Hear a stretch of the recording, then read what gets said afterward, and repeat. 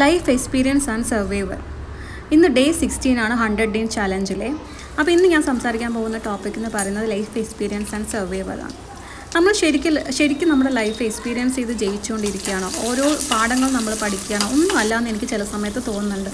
നമ്മളെല്ലാം സർവൈവൽ ചെയ്തുകൊണ്ടിരിക്കുകയാണ്. ഓരോ ദിവസവും എങ്ങനെ കടന്നു പോകണം, ഓരോ ദിവസവും ഞാൻ എങ്ങനെ ഫേസ് ചെയ്യണം, ഓരോ ദിവസവും ഞാൻ ജീവിക്കാൻ വേണ്ടി എന്തെല്ലാം കഷ്ടപ്പാടുകൾ ചെയ്യണം എന്ന് സർവൈവൽ ചെയ്ത് ജീവിച്ചുകൊണ്ടിരിക്കുകയാണ്.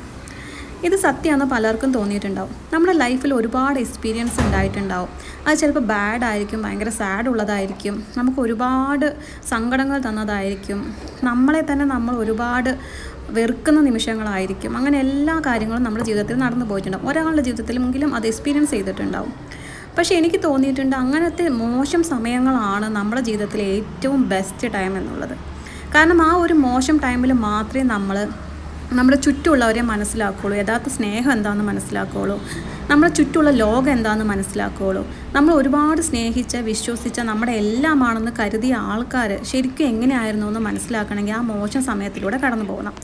നമ്മൾ ചിലപ്പോൾ നമ്മുടെ മുഴുവൻ സ്നേഹവും ടൈമും നമ്മുടെ എഫേർട്ടും എല്ലാം കൊടുത്തിട്ടായിരിക്കും നമ്മൾ ഒരാളെ ഇഷ്ടപ്പെടുന്നതും അവരുടെ കൂടെ ജീവിക്കുന്നതും അവരെ നമ്മളെല്ലാമായിട്ട് കാണുന്നതും. അത് ഏത് ബന്ധം വേണമെങ്കിലും ആവാം, സൗഹൃദമാവാം, ഏത് റിലേഷൻഷിപ്പ് വേണമെങ്കിലും ആവാം. പക്ഷെ നമ്മളൊരു മോശം സമയത്ത് നമ്മൾ പെട്ടുപോകുന്ന സമയത്താണ് യഥാർത്ഥത്തിൽ അവർ ആരാണെന്ന് മനസ്സിലാവുന്നത്. ചിലപ്പോൾ നമ്മുടെ കൂടെ നിൽക്കാൻ ആരും തന്നെ ഉണ്ടാവില്ല. നമുക്ക് എപ്പോഴും ഡിപ്പെൻഡ് ചെയ്യാൻ പറ്റുന്നത് നമ്മളെ മാത്രമാണ്. നമുക്ക് വേണ്ടി ആത്മാർത്ഥമായിട്ട് ചിന്തിക്കുന്നത് നമ്മൾ മാത്രമായിരിക്കും. നമ്മുടെ പാരൻസ് നമുക്ക് വേണ്ടിയിട്ട് ആത്മാർത്ഥമായിട്ട് വിഷമിക്കുമായിരിക്കും, നമുക്ക് വേണ്ടിയുള്ള കാര്യങ്ങൾ ചെയ്യുമായിരിക്കും. നമ്മുടെ അച്ഛനും അമ്മയും വിഷമിക്കുന്ന അത്രയും വേറൊരാളും നമ്മളെക്കുറിച്ച് എഫേർട്ട് എടുക്കില്ല എന്നാണ് എനിക്ക് തോന്നുന്നത്. എങ്കിലും നമ്മൾ ഇതൊക്കെ ചില സ്ഥലങ്ങളിൽ പാരൻസ് മക്കളെ തള്ളി പറയുന്ന സ്ഥലങ്ങളും ഉണ്ട്. ഇതൊന്നും അല്ലാതെ നമ്മളെക്കുറിച്ച് ചിന്തിക്കുന്ന 100% ജെന്യൂനായിട്ട് ചിന്തിക്കുന്നത് നമ്മൾ മാത്രമായിരിക്കും. അപ്പോൾ ചില ഒറ്റപ്പെടലുകളും ചില സങ്കടങ്ങളൊക്കെ ജീവിതത്തിൽ നല്ലതാണ്. ശരിക്കും നമ്മൾ ഒറ്റപ്പെട്ടിട്ട് പോകണം എന്നാണ് ഞാൻ വിചാരിക്കുന്നത്. കാരണം ഒറ്റപ്പെടുമ്പോഴേ നമുക്ക് നമ്മളെക്കുറിച്ച് തിരിച്ചറിയുള്ളൂ. ഈ ലോകത്ത് നമ്മളെ സ്നേഹിക്കുന്ന, നമ്മളെ മനസ്സിലാക്കുന്ന നമ്മൾ മാത്രമുള്ളൂ എന്ന് തോന്നുള്ളൂ.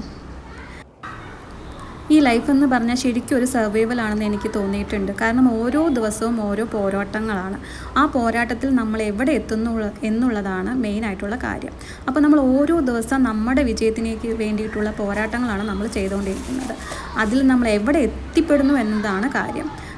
നമുക്ക് മാക്സിമം എന്തൊക്കെ നമ്മളെ കൊണ്ട് സാധിക്കുന്നു അതെല്ലാം ദിവസവും പോരാടിക്കൊണ്ടിരിക്കുക. ശരിക്കും നമ്മൾ ഈ ഒരു ഓട്ടത്തിലാണ്, ശരിക്കും പറഞ്ഞാൽ ഒരു സർവൈവൽ, നമ്മൾ ജീവിക്കാൻ വേണ്ടിയിട്ടുള്ള ഓട്ടത്തിൽ. അപ്പോൾ ഓരോ ദിവസവും നമ്മുടെ എഫേർട്ടിനനുസരിച്ച് നമ്മൾ മുന്നോട്ട് പോയിക്കൊണ്ടേയിരിക്കുക. പിന്നെ നമുക്കതിൽ നിന്ന് വരുന്ന റിസൾട്ട് എന്തുമാവട്ടെ, പക്ഷെ നമ്മൾ പോരാടിക്കൊണ്ടേയിരിക്കണം.